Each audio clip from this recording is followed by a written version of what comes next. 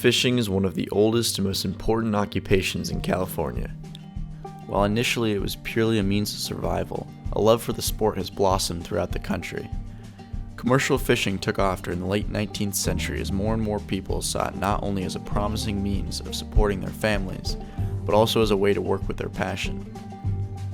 By 1940, California was the leading state in the catching and distribution of fish, as the market continued to expand at an unprecedented rate.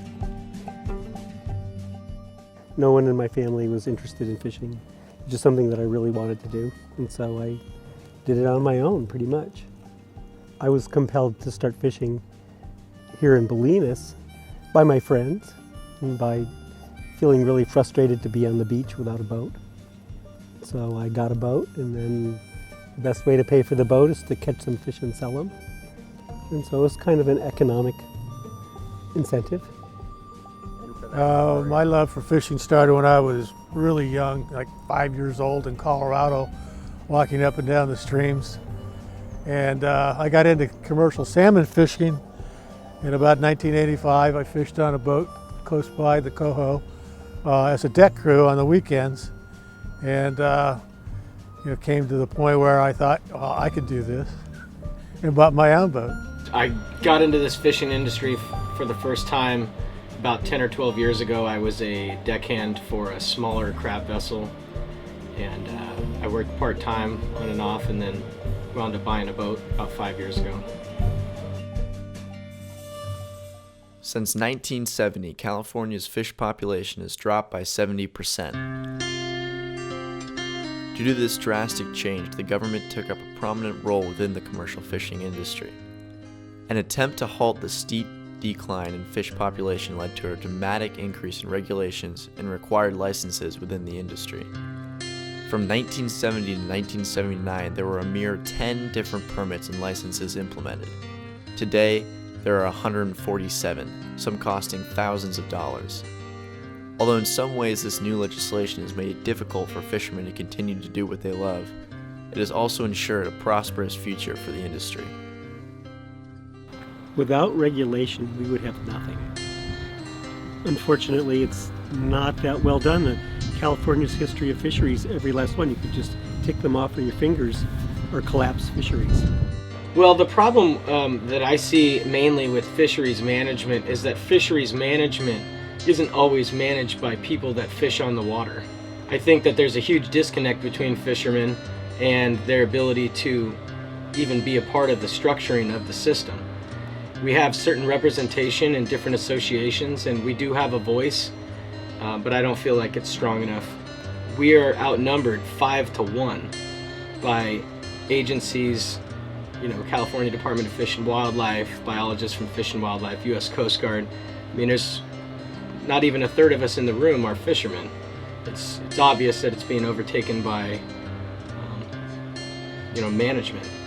I like fisheries management as an idea, but some of the things that they make us do are redundant and negative and don't make any sense for fisheries management altogether.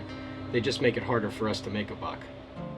The feds will basically tell you this is what the abundance of fish are, and then the groups get together and decide how much time each area can have to fish. It hurts. For instance, you see the crab fishery here is stopped because of the domoic acid issue. And usually this place is just bustling with activity. You can see there's no one here. It's difficult because there's a lot of fishermen and the ocean is a limited resource. And so without some sort of regulation, it would be quickly wiped out. This crab thing, we catch every crab every year that's of legal size. I see more and more fisheries management being implemented every year, every other year. It seems like something happens that takes a little bit more off the table. In California, I think it's in peril. It's getting more and more difficult to be a commercial fisherman in California. So it's kind of the same thing. I mean, if guys want to get out of it, if it was too hard, well then, what are you doing here? Because this is like the hardest job you could ever ask for. You need to be well-rounded. It's not just fishing. You need to be an engineer, a mechanic, an accountant, a business manager.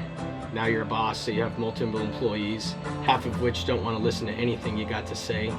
So it's definitely a tough job, and I think that most persevere, but some guys definitely, in the last 10 years, 15 years with regulation, they've had it and they don't want to deal with it.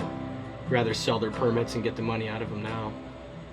Fishing can give you some of the most happiest moments that you've ever had in your life, really top tier, high priority moments that really make you feel great and make you feel like you're alive. Ocean is amazingly alive, still. It's a miracle, and it's part of why Mickey and I like to go out there at dawn. It starts to get light, the birds are flying around, the schools of fish dimpling the surface. It's absolutely amazingly beautiful. And therein lies the draw.